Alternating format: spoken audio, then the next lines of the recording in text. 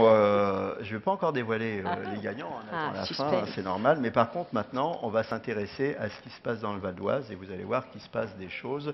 C'est la dernière partie de nos entretiens médicaux d'Anguin. On reste encore pour un quart d'heure, 20 minutes ensemble. Et après, vous pourrez aller préparer votre repas du soir. Du fait maison avec des produits bruts et tout ça équilibré. Alors maintenant, je vous remercie beaucoup. Merci. Je vais demander à Amandine Chanson, à Clarisse Portail et à Philippe Sueur de nous rejoindre pour cette dernière table ronde. Alors, ils sont où? Où est tout mon petit monde? Alors, Amandine, Clarisse. J'ai Amandine, j'ai Clarisse. Je n'ai pas Philippe. Il va arriver, il va nous rejoindre. Ah si, je le vois qui arrive. Alors, on va parler de tout ce qu'on fait dans le Val d'Oise et puis à Anguin. Okay, et on va commencer. Bonjour, ça va? Oui. Et donc, les actions à l'alimentation, la santé sur le territoire, apprendre à bien manger, c'est dès le plus jeune âge, hein, et on va voir qu'on commence très très tôt. On va commencer avec vous, Amandine. Vous êtes donc fondatrice de la marque Les Nourriciers. Votre mission, c'est accompagner les changements sur les façons de se nourrir. Vous êtes diététicienne. Clarisse, vous êtes responsable d'éducation au développement durable à la mairie d'Anguin, en charge de l'animation du parc Sainte-Jeanne. C'est là où on fait le bon miel, hein, c'est ça? C'est ça, exactement. Ah, et voilà. Et Philippe Sueur, vous, on ne vous présente plus, hein, vous êtes maire d'Anguin, vous êtes vice-président du conseil départemental, et c'est grâce à vous qu'on fait ces merveilleux entretiens médicaux d'Anguin depuis des années. Et d'ailleurs, j'en profite pour annoncer le thème des entretiens médicaux d'Anguin de l'année prochaine. C'est à vous qu'on le doit. On va parler de la douleur et on va parler de la différence entre soigner et prendre soin. Ça, ce sera l'année prochaine. Amandine. Oui. Avec les nourriciers, à la demande de la ville d'Anguin, vous avez mené des actions pour les maternelles. Les nourriciers sont intervenus auprès de plus de 190 élèves maternels par petits groupes de 8 élèves. Alors, racontez-nous tout ça. Alors oui, avec plaisir. L'objectif de la démarche part d'un constat. C'est de se dire que bien manger au quotidien, c'est dur pour les adultes. Pas facile au quotidien. Il y a une personne adulte sur deux qui sont en obésité, soit 17% des enfants qui sont aussi en surpoids. Et donc, comment est-ce qu'on fait pour changer ça? Un des axes que j'ai choisi de traiter, c'était le fait d'éduquer à l'alimentation saine dès le plus jeune âge. Et donc ça... Vous êtes intervenu sur les petites sections, hein? Sur les, moyenne section et grande section. L'année dernière, en 2020, c'était que les 3-4 ans, c'est ça? Non, alors les moyennes sections, c'est 4-5 ans et les grandes sections, c'est 5-6 ans pour certains. Okay, voilà. Et donc, mon approche, l'approche des nourriciers était d'être dans l'action, justement, et de changer les comportements de se nourrir par l'expérience culinaire, tout simplement, parce que souvent, les adultes qui sont en difficulté avec la gestion de leur poids et de leur alimentation, les deux vont souvent de pair, sont des gens qui ne savent pas cuisiner ou qui se sentent en échec face à la situation de devoir cuisiner.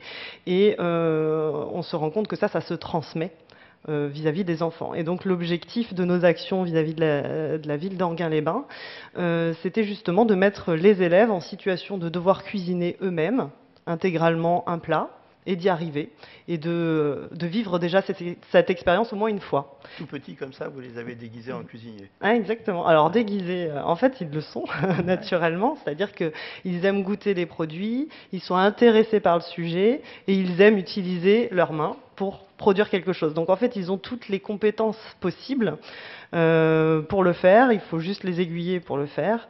Et donc c'est ce qu'on met en place, un cadre propice à l'expérimentation du fait qu'en fait ils savent déjà faire. Alors on parle du cadre, vous les éduquez au quoi? Aux saveurs, vous leur apprenez à reconnaître les fruits et légumes, qu'est-ce que vous faites? Alors premier ingrédient, c'est d'éviter la théorie, parce qu'ils sont très tôt bercés par beaucoup de théories. Ils connaissent beaucoup tous les slogans qu'on entend beaucoup, manger, bouger, 5 fruits et légumes par jour, etc. Mais en effet, leurs sensations gustatives, bah, souvent, ils ne sont pas forcément connectés avec ça. Donc oui, ça passe par des dégustations. J'aime, j'aime pas, pourquoi j'aime pas. Et puis par des gestes, l'apprentissage de gestes simples. Casser un œuf, souvent, à 3 ans, on leur interdit de casser les œufs parce qu'on sait pourquoi, hein, c'est périlleux à la maison. Puis on n'a pas envie de passer une boîte d'œufs, voilà, on est pris par le temps, etc. Bah là, c'est le moment justement de prendre le temps de ne pas y arriver pour finalement, au bout du compte, y arriver. Donc c'est apprendre des gestes simples. Sans casser des œufs. Exactement, c'est exactement ça. Donc voilà pour le cadre, en fait, c'est donner un lieu qui permette d'expérimenter, de goûter, se confronter aux produits, donc aller au marché, et puis produire une recette, donc un produit final qu'on va partager. Déjà dans les groupes avec lesquels on a cuisiné, et puis avec les parents aussi, parce que à travers l'éducation des enfants, il y a l'ambition de toucher les parents. Alors, par exemple, comme recette, en 2021, je vois que vous leur avez fait faire une pizza faite maison. Exactement, oui. Alors, qu'est-ce qu'il y avait dans cette pizza? Parce que la pizza, hein, au niveau... Alors, les pizzas industrielles qu'on a dans nos grandes surfaces, on est d'accord qu'elles sont bourrées d'additifs, pour faire écho à l'intervention de tout à l'heure. Par contre, la pizza... Donc vous êtes arrivé avec la prof de chimie, avec les additifs. Pas du tout. Pas du tout, je leur ai pas parlé de tout ça. Je leur ai juste dit, on va fabriquer des pizzas. En fait, vous allez fabriquer des pizzas. Donc ils étaient ravis. Donc on a d'abord fait la pâte, tout simplement. Et ils ont fait la pâte. Donc les notions de pétrissage, les produits utilisés pour faire une pâte. Qu'est-ce qu'il y a dans une pâte? Finalement, c'est assez simple. C'est de la farine, de l'eau, un peu de sel, de la levure. Voilà, donc on a expliqué un peu les réactions chimiques qui peuvent se passer. Et puis, je leur ai apporté des produits de saison, donc des légumes de saison. Et ils ont dû fabriquer leur pizza avec tous les légumes de saison de leur choix. Donc, il y en a certains qui sont réticents forcément parce que les légumes, voilà, c'est a priori, l'ADEME l'a montré, hein, c'est la partie qui est boudée en restauration collective. C'est là où il y a le plus de déchets finalement en restauration collective. Donc là, l'objectif, c'est aussi de se dire, bah, les légumes, ok, vous n'avez pas un a priori très positif. Si on se confronte vraiment à ça, comment ça se passe? Donc la majorité des enfants ont passé ce cap et ont goûté les produits, ils les ont utilisés pour leur fabrication et en étaient fiers à la fin. Et donc c'était le résultat escompté finalement. Ça consiste aussi c'est tout un apprentissage, hein, c'est lire, comprendre une recette, appliquer, travailler en groupe, retourner à la maison, dire maman, papa, regardez ce que j'ai fait. Et puis après aussi, vous le disiez, c'est toucher les familles à travers le comportement qu'on inculque aux enfants, c'est tout ça, hein, la démarche? Alors, vous avez dit quelque chose d'intéressant et qui était totalement dans la démarche. J'ai au moins dit quelque chose d'intéressant cette journée. Désolée pour la tournure, pas très agréable. Non, mais en tout cas, quelque chose que je veux relever, voilà, pour le reformuler. C'est la fin de journée, on craque. C'est ça. En tout cas, que j'ai envie de relever, c'est que dans la démarche avec la mairie d'Anguin, il y avait l'idée d'être intégré dans... Vous m'avez perturbé, du coup. D'être intégré dans les objectifs de l'éducation nationale. Donc, en grande section de maternelle, c'est un cap vers le CP, et ça s'est fait globalement en fin d'année. Donc, c'était aussi de vérifier quelles étaient les acquisitions par rapport aux objectifs cibles pour le passage en CP, donc apprendre à lire, à compter, à dénombrer plus précisément, et à intégrer ces connaissances dans un cadre très pratique. Parce que c'est un des éléments qui est un peu mis à mal dans l'éducation nationale aujourd'hui. On se rend compte que les élèves, quand ils ont des connaissances, ils ne savent pas toujours les appliquer dans un cadre de la réalité, en fait. Donc, voilà, l'intérêt de ces mises en situation, c'est justement de mettre en situation le fait que leurs connaissances, celles acquises avec leurs enseignants, sont utiles dans le quotidien. Donc oui, bah, les élèves étaient accompagnés pour lire la recette de cuisine, pour écrire leurs sensations sur le tableau, avec leur capacité, hein. Donc il n'y a pas l'orthographe, mais par contre ils savent écrire les lettres et ils savent écrire les sons. Donc ils avaient tout à fait la capacité d'écrire leurs sensations. Et donc c'est leur faire toucher du doigt que oui, en fin de maternelle, ils sont capables d'utiliser ces connaissances-là dans un cadre très pratique. Voilà. Comment vous avez connu les nourriciers, Philippe Sœur? C'est une démarche qui sont venus vers nous. Vous êtes venus parce que c'est une association très nouvelle. Hein, vous vous êtes organisé, je crois, il y a un petit peu plus d'1 an. Hein, et c'était l'occasion de vous accueillir, notamment dans le cadre de l'organisation de ce qu'on appelle la pause méridienne. Hein, la pause méridienne, c'est 2 heures de temps une demi-heure pour la restauration, et après les enfants ne sont pas nécessairement dans la cour de récréation. Il y en a qui en ont besoin, mais d'autres non. Donc il faut animer, occuper, et nous avons inventé depuis déjà pas mal d'années des ateliers très divers, jusque même les prémices du chinois, le culinaire et autres. Et la démarche effectivement qui a été celle des nourriciers nous a séduit pour les maternelles, et dans un autre cadre qu'un projet pédagogique. Chaque école a un projet pédagogique, et celui-là concernait tout à fait notre approche, ne serait-ce que par la démarche qu'on a entamée il y a maintenant 4 ans, d'adhérer à la Fondation de la Nature qui a été créée par Nicolas Hulot, à Mon Resto Responsable. Et la responsabilité, c'est pas seulement d'être anti-gaspi, c'est aussi de comprendre comment on mange, comment on est en lien avec la nature, toute la chaîne, qui est la chaîne de production et de consommation. Alors, on va grimper d'un cran, on a vu les petits. Maintenant, on va passer aux 6-11 ans avec vous, Clarisse.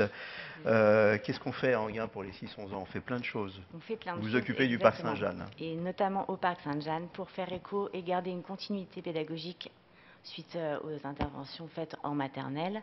Aux élémentaires ont été proposés aussi des ateliers autour de l'alimentation durable, donc au parc Sainte-Jeanne, qui est du coup le terrain idéal pour avoir une immersion complète, une expérimentation aussi de la terre à l'assiette, car les enfants ont pu découvrir par de la pratique concrète et l'expérimentation pure en cuisine, mais aussi suivre le cycle de vie des plantes animales, parce que l'on a pris des illustrations du vivant que les enfants connaissent au parc Sainte-Jeanne.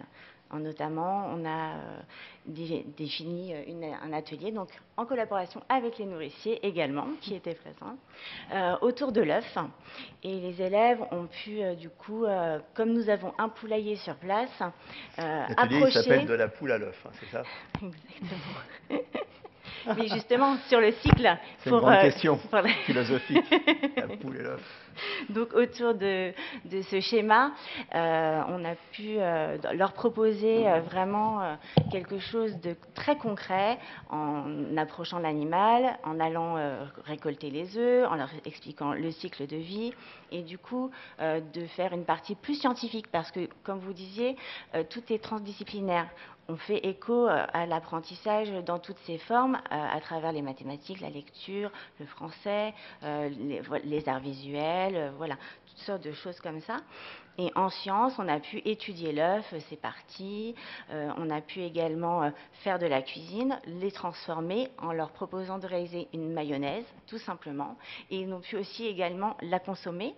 Donc, c'était très concret pour eux. Il y a toujours une partie de fierté et ensuite pouvoir le reproduire à la maison. Mais également, comme dans la démarche de développement durable, on parle aussi de tout ce qui est responsabilité, économie, sociétale. Nous avons proposé aux élèves, aux enfants, des tout petits aussi, là, même s'ils ont 6 ans, de pouvoir lire une boîte d'œufs et en comprendre aussi l'élevage, comment ça se passe. On parlait du vivant, de la poule, des moyens de l'élever et de produire cet aliment qu'ils consomment et même parfois sans savoir, que l'on retrouve partout et notamment donc autour de cette partie animale, nous avons aussi décliné autour du kiwi. Car nous avons des actinidiés au parc Sainte-Jeanne. Et là, ça s'appelle de la graine au kiwi. Exactement. Et les élèves ont pu découvrir voilà, le mode de production, aller dans le parc en immersion, voir les actinidiés, y goûter les petits kiwis que nous avons pu récolter et avoir aussi tout le cycle de transformation possible, faire une recette également. Et pour clôturer, nous avons proposé pour cette séance tout ce qui est autour des aliments bruts et transformés, comme on a pu le faire aujourd'hui pour les plus grands.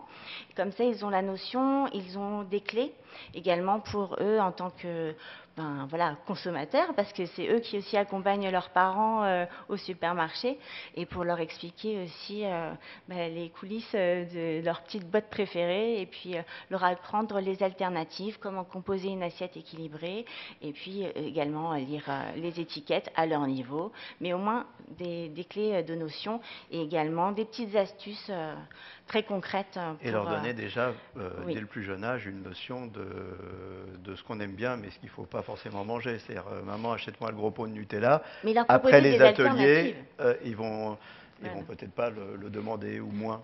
Alors, sinon, c'est ça alors, ils peuvent réagir comme ça, tout à Oui. fait, mais on peut leur proposer aussi des alternatives pour peut-être faire eux-mêmes, que ça ressemble, et leur proposer eux-mêmes de réaliser ces recettes et de partage avec les familles, exactement. Moi, vous savez, Philippe, je suis très déçu par Clarisse parce que je pensais qu'elle allait venir avec un petit pot de miel du parc Saint-Jean. Et non. Il me semble qu'il y en a dans le panier garni. Ah bon? On va corriger ça.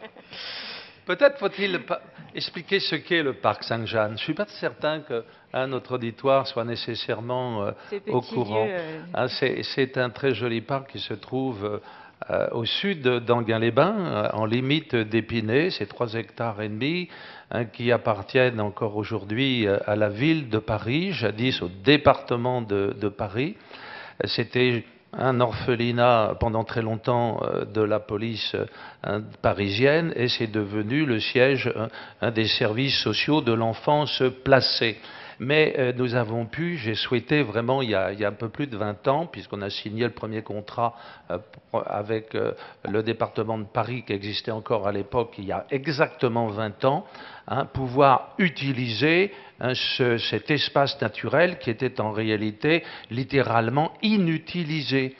Donc nous avons 2 hectares, pratiquement 2 hectares 3, que nous louons à la ville, que nous avons aménagé. Je voulais absolument qu'il y ait un potager pédagogique et un verger pédagogique que nous avons constitué. Ce n'est qu'un petit peu plus tard que le rucher est arrivé avec les 6 ruches du fameux miel d'Enghien, et Clarisse est effectivement la grande, comment dire, prêtresse gardienne de ce lieu. Nous avons un local important qui permet par les mauvais temps donc d'abriter et puis d'organiser les ateliers qui viennent d'être évoqués. C'est très important en termes d'éducation, parce que l'initiative des collectivités locales est aujourd'hui indispensable. L'école n'est pas seulement le lieu de l'enseignement. C'est un lieu d'éducation, c'est un lieu de transmission, c'est un lieu d'échange et parfois de rectification, parce que dans l'évolution d'abord de la vie familiale, il faut savoir que pour certains enfants, le déjeuner est le seul vrai repas de la journée. Le seul vrai repas, que nous avons aussi des chocs de culture, avec des alimentations qui ne sont pas nécessairement généralisées. En conséquence, l'école, et notamment sur ce champ, sur d'autres champs nous intervenons aussi, il faut aussi savoir que la gymnastique à l'école, c'est le fait communal, c'est pas le fait de l'éducation nationale. Les éducateurs sportifs qui sont dans nos écoles élémentaires sont communaux, parce qu'il n'y en a pas pour l'éducation nationale. Ça va être pareil pour la médecine scolaire, ça va être pareil, on va les prendre en charge, parce qu'il y a aussi là encore une carence, une déficience. Mais sur le repas, sur tout ce qui est nutritionnel, c'est vrai que nous intervenons beaucoup. On a vu les petits, les tout petits, on a vu les petits, mais il y a aussi les compétences du département. Le département, c'est le collège, c'est un collégien sur 2 qui mange à la cantine. Le département, c'est 35 000 collégiens, c'est 5 millions de repas par an qui sont fournis. Et là aussi, il y a une démarche départementale. Tout à fait. Tout à fait. Bon, là, je peux en parler un peu. Ce n'est pas mon domaine au niveau du département.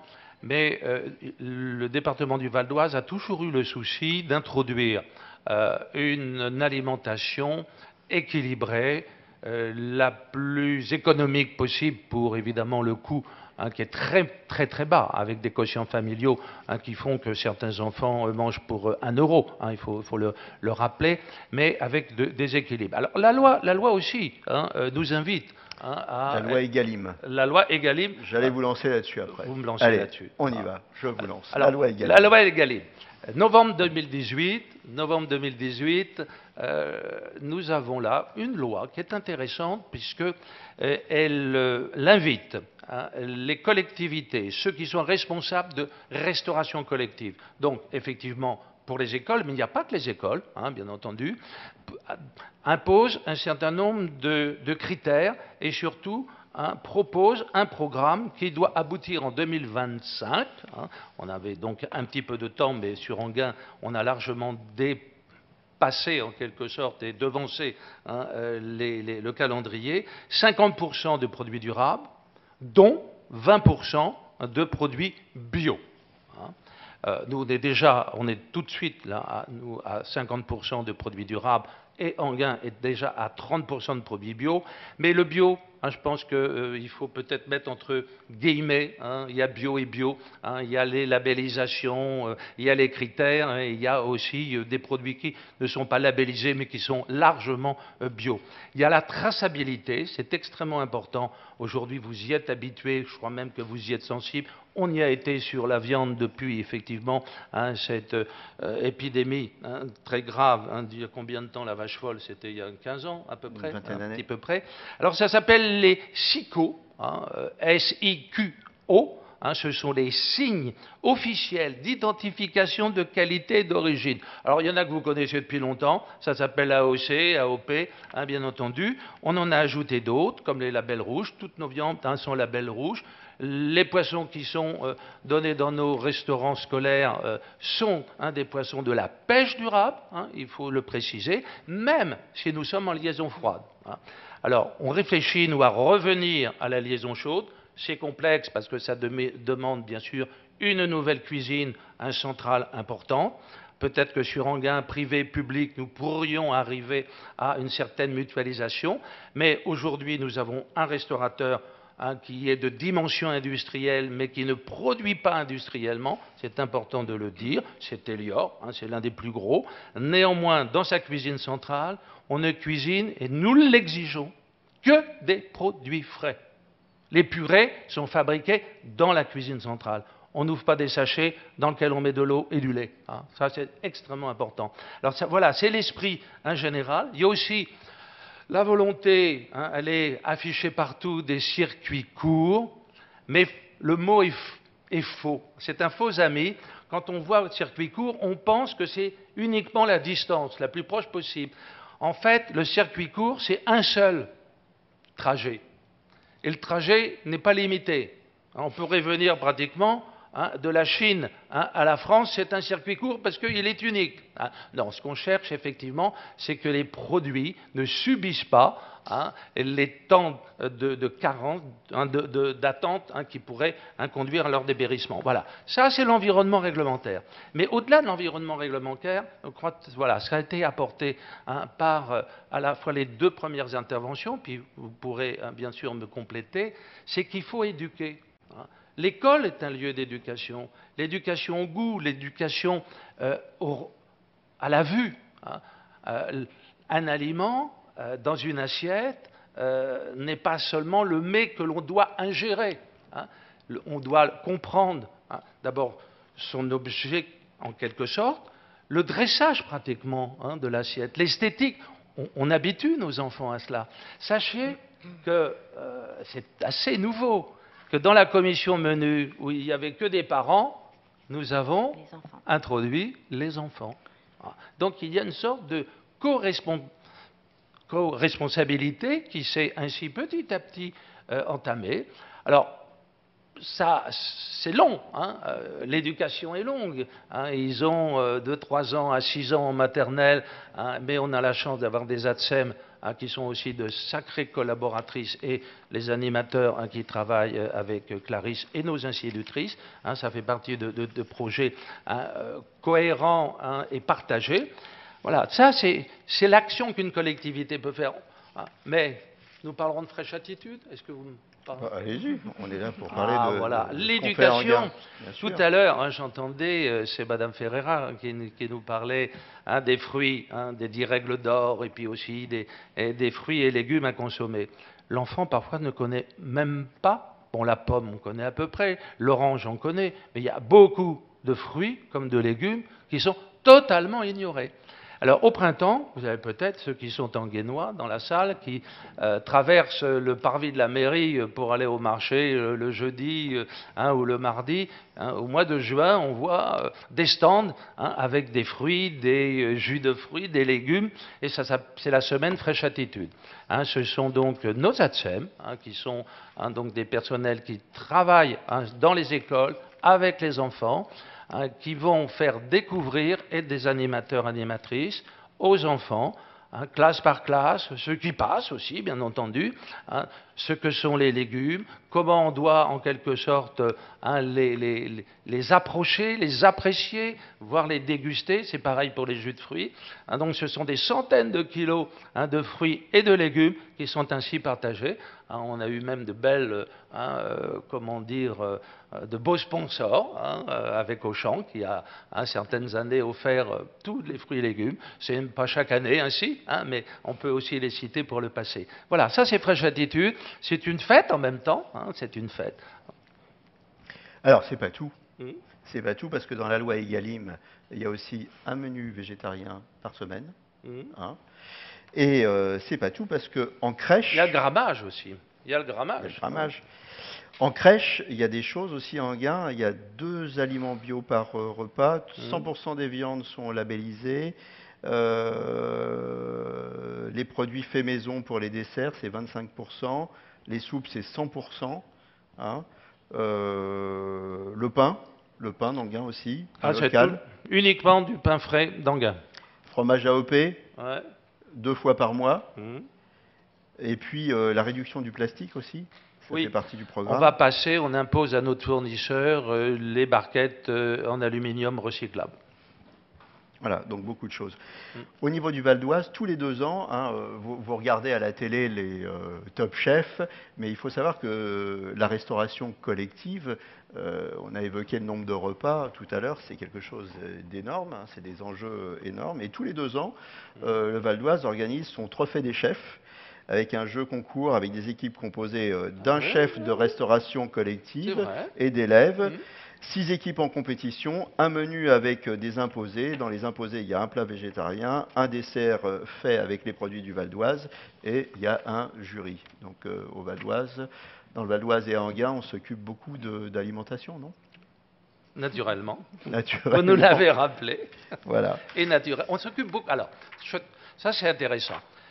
C'est une invitation, vous n'y avez pas pensé, mon cher Jean-Claude. Le département du Val d'Oise, avec la Chambre de métier, comme avec l'État, ont un sujet qui est tout à fait essentiel, c'est la revitalisation de l'Est du département. Et le fameux triangle de Gonesse, avec des enjeux, donc on industrialise ou on n'industrialise pas, on protège même les 290 hectares qui étaient envisagés aux activités. Donc l'enjeu, c'est comment revitaliser ce secteur, et nous venons de forger un projet que nous appelons Agoralim. Agoralim, vous avez tout de suite le mot alimentaire dedans, dans la mesure où le marché, le marché d'intérêt national, qui est à Rungis, est saturé, et qu'il est nécessaire de le désengorger. Et la Chambre de commerce envisage, c'est un appel AID qui a été lancé début septembre, clos le 15 octobre dernier, de trouver donc sur le site du Triangle de Gonesse ou de Goussainville le lieu qui permettrait de créer un marché essentiellement alimentaire de produits qui ont été exploités, donc cultivés dans un rayon assez court, d'une centaine de kilomètres, donc la Seine-et-Oise, l'Oise et l'Aisne, par exemple, de manière à avoir un marché des produits locaux à circuit court et dans effectivement une dynamique non pas seulement la permaculture, mais une dynamique d'agriculture biologique. Alors ça voudrait dire une transformation très difficile de l'agriculture de nos territoires proches, puisqu'ils sont principalement en culture extensive céréalière ou betteravière. Ça veut dire revenir au maraîchage. C'est très compliqué aujourd'hui en termes de main-d'œuvre et en termes aussi de consommation d'eau. Mais voilà une idée qui a conduit à ce que nous réfléchissions, et nous avons en quelque sorte établi les prémices d'un SACLE, un terme que nos services, et notamment le CEVO, a inventé le sac-clé de l'alimentation du futur. Parce qu'on n'a pas parlé, hein, dans chacune des tables rondes, de l'alimentation de demain. Hein, comment elle va se formaliser? Est-ce que nous n'aurons plus que de malheureuses pilules? Est-ce qu'on se nourrira seulement d'algues, hein, et d'autres idées, évidemment, très science-fiction. J'avais bien pensé vous faire un petit buffet à base d'insectes, tout ça, mais finalement, on s'est dit, on va faire appel aux Ferrandi, ce sera meilleur. Voilà, tout à fait. Ils sont remarquables, les Ferrandi. Vous savez qu'ils sont rue Ferrandi, bien sûr, à Paris, et à Saint-Gratien, très belle école de restauration, de gastronomie. Hein, c'est ouvert au public, hein, on peut s'y inscrire, mais il faut un mois et demi, 2 mois de réservation. Et là, vous aurez nos jeunes chefs, futurs chefs, et puis les jeunes gens que vous avez rencontrés. Voilà. Je pense qu'il est temps de faire honneur aux produits du Val d'Oise avec ce panier garni. Il y en a 3 comme ça. Et puis, on va appeler les gagnants. Ben, en parlant du Val d'Oise et des produits du Val d'Oise. Il est intarissable. Oui, tout à fait. Parce que, attendez, vous me donnez le micro, moi j'ai un public. Hein, je ne suis pas en campagne, hein, bon, en plus. Hein. Donc, en ce moment, se tient jusqu'à demain soir. À la porte de Versailles, donc au Parc Expo, le Made in France. Made in 95. Le salon du Made in France. Et dans le salon du Made in France, nous avons souhaité, c'est-à-dire la Chambre de commerce, le Conseil départemental et la ville d'Enghien, avoir un village du Made in 95. Et là, vous avez effectivement des producteurs, la bière du Vexin, il y en a peut-être, le jus de pomme du Vexin, les chocolatiers, jus de poire, les chocolatiers du Val d'Oise, etc., etc. L'entrée est Clarisse, est-ce que vous reconnaissez votre miel? Est-ce qu'il y en a dedans? Donc, porte de Versailles. J'en vois pas. Hein. Non, j'ai pas vu. J'en vois pas. Clarisse n'a pas donné son miel. Hein, oui. Voilà. Ouais. Alors, le premier panier, on va le remettre à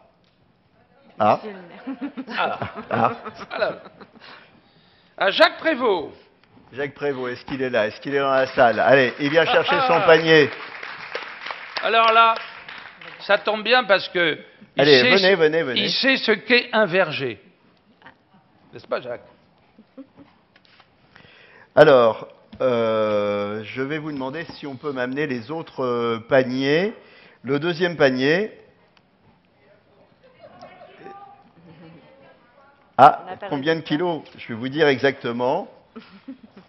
Ça, c'est le jeu final, ça. C'est la pesée. Oui. Alors, allez-y pour le deuxième. Je vais vous dire combien de kilos c'était. Ben voilà. Voilà. Le deuxième nom, Véronique Gastin. Ouais, Véronique. Allez, elle vient chercher son panier. Vous m'amenez les paniers, là, s'il vous plaît? M'amenez les paniers. Ils sont là, ils sont au pied. Et le troisième? Alexandra Van Damme. Alors, où elle est, Alexandra? Voilà, merci. Voilà, c'était nos 3 vainqueurs. On va faire une petite photo avec les vainqueurs. Ils sont où Elle est où, Alexandra? Vous avez votre charrette de marché? Ah ben voilà. Philippe, venez pour une petite photo. Le photographe est là. Voilà.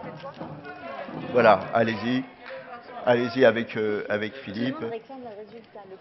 Alors le poids, oui, le poids c'était 10 kg 100.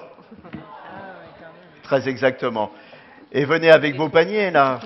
Allez, il faut au moins qu'il y ait un panier. Allez, qui peut porter 10 kg 100 hein? Qui peut porter une telle charge? Voilà. Allez. Et ben voilà, c'est sur ce moment sympathique qu'on va conclure ces entretiens médicaux d'Enghien. Les entretiens médicaux d'Enghien. Oui. Donc c'est sur ce moment sympathique qu'on va conclure les entretiens médicaux d'Enghien. Des entretiens médicaux d'Enghien volontairement où on a été moins nombreux que d'habitude parce qu'on a abaissé la jauge. Vous savez qu'on est toujours plus ou moins dans cet épisode Covid. On vous retrouve très bientôt. On vous retrouve en tout cas tous les jours sur les réseaux sociaux. Je vous remercie d'être venus. J'espère qu'on vous a passionné. Et je vous dis à bientôt.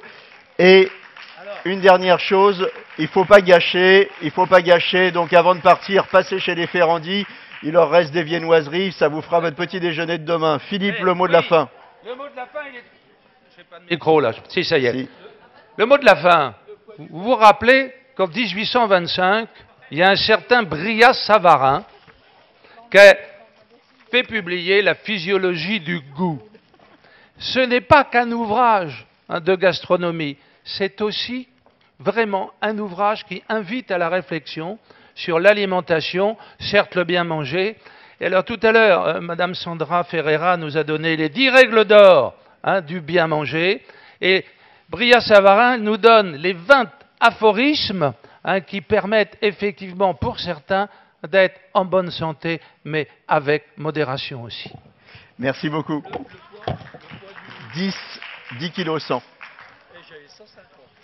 Et ouais. 10 kg 100.